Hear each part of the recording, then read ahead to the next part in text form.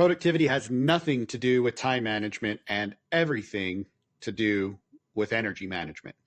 Welcome back to my daily Facebook Live, where I go live every morning at 9 a.m. Mountain Standard Time. And again, I am in my office today. Thank you. I'm live on Facebook. I'm live over on YouTube. Go like and subscribe. Give me a hashtag live if you're joining me live. Give me a hashtag replay if you're joining me on replay. This is where we're going to discuss concepts that help you to get the twin win of succeeding in business while winning at home.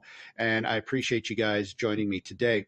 Again, I'm back in my office. I'm working on the lighting here, trying to figure it out and dial it in. But let me know what you think about the office. And once again, I am wearing one of my comfy Old Navy t-shirts. I've got another brand that I'm going to be trying. I'll let you know how that works. We're simplifying here so things just become easy. Because as I talked about yesterday, the idea, or the last time we were together, is that we only have so much executive function, so much brain power that we can put towards decisions and creativity and imagination and doing work.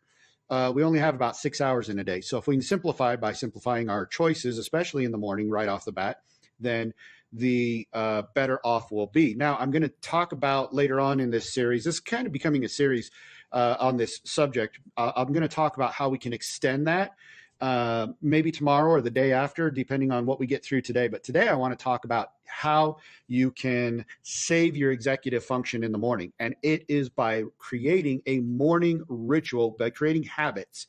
And by habits, I call them a ritual. So your morning ritual and your workday startup ritual are vital to saving your executive function. The reason why is because, think about it this way. When you're in the shower, do you even have to think about the next step? Probably not, if you're like me anyways. When I'm in the shower, I start at the top and I work to the bottom. I work from the top of my head to the soles of my feet.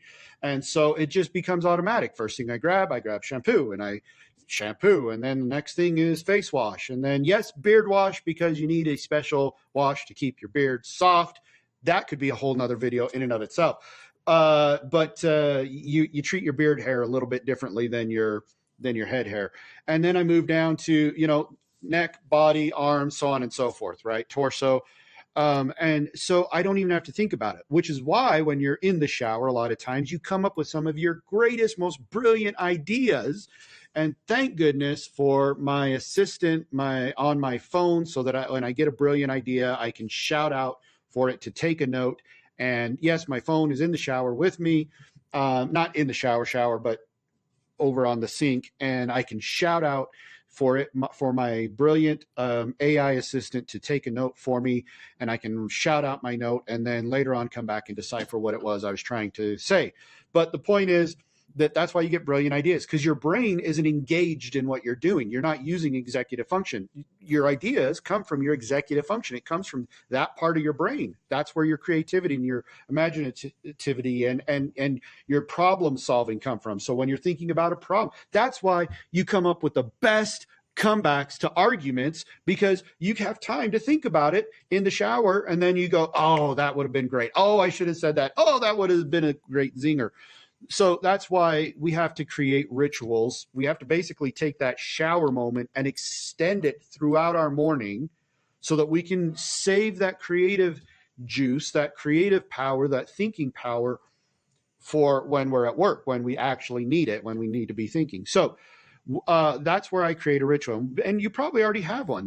The shower is a great example. You've already got a ritual in the shower. And then after the shower, you've probably got steps that you take automatically without thinking about it of your next step. Well, dry off. And then after dry off, put the underwear on. And then after the underwear, put the clothes on. After the clothes, style the hair, or maybe you style your hair while you're naked. I don't know. But the point being, that's a debate for another day. The point is that you have already a ritual. So what we have to do is just formalize it. So think about your morning, think about what you do already, and then write it down and then formalize it.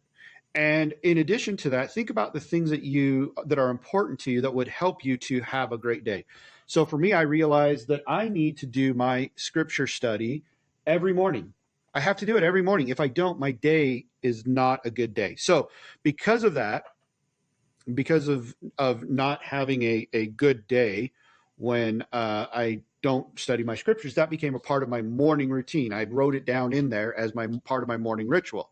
Prayer is also a part of that, and as well as family time and morning devotion, and all the things that I wanted to get done. And a walk, going for a walk every morning, that's part of my morning ritual, so that way it's just it's automated. Here's the beauty of that too, is I do enjoy my walks, but there are some days that I don't want to go for a walk. The beauty of having it be a ritual is that it is so ingrained in me, it's become such a habit that if I don't do it, I feel like I'm missing out on something. I mean, it's like the equivalent of like if my thumb fell off and all of a sudden now I don't have a familiar figure on my hand. It really does feel like you're missing out on something. It's like, they talk about people that have amputations, they get phantom limb, they feel like it's there, they get phantom pains. Well, it's the same way when you don't go for a walk, or you don't read your scriptures, or you don't read that book, or you don't do your self-education, or whatever is part of your morning routine.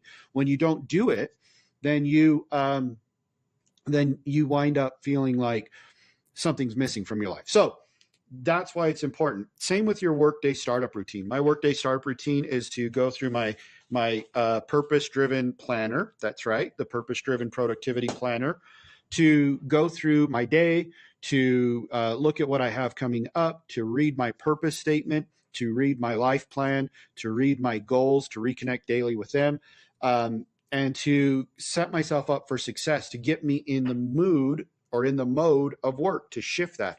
That's the other reason why you need to create habits and rituals. Not only do they automate you on certain things, but they also put you in the, like I was saying, my day's not good without my scripture study.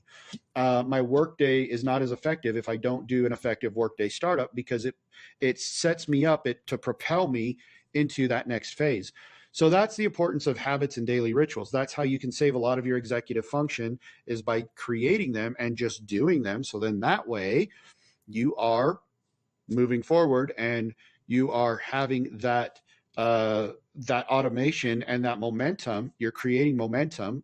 Everybody likes the word momentum. It's a catchphrase right now, but you're creating momentum without having to think about it. And you're not using up your executive function, that stuff right in the front of your skull there, the part that does all of that. So you save it for the most important things, which is your clients, which is your business, which is your work, and all of the things that you're doing, your creativity, your course creation, your graphic design, anything that you're doing. You want to save as much of your executive function for that. And that is how you can start your day, by saving as much of your executive function. One last tip: do not get on this thing.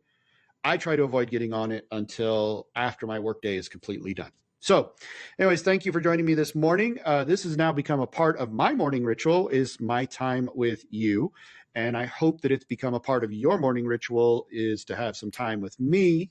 Let me know what you think about the setup. Let me know what you think about what I said today. Give me a hashtag live. If you're live, give me a hashtag replay if you're joining me on replay.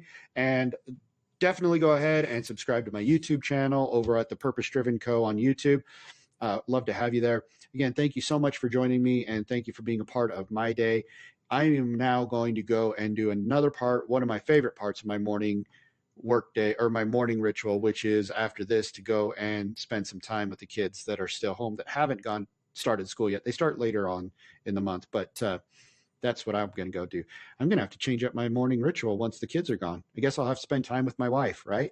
That'll be a good thing. I bet you she'll like that. I definitely will. So that'll be the next phase during the school year.